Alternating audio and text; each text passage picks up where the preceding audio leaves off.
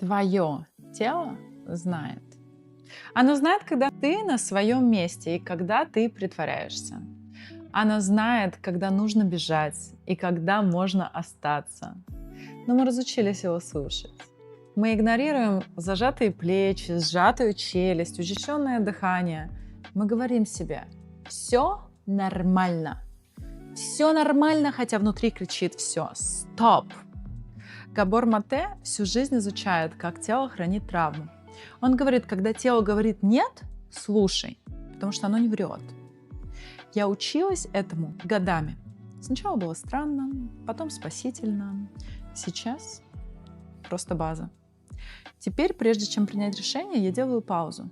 Я кладу руку на сердце, закрываю глаза и спрашиваю: что ты чувствуешь? И тело отвечает: всегда. Не думай, просто слушай.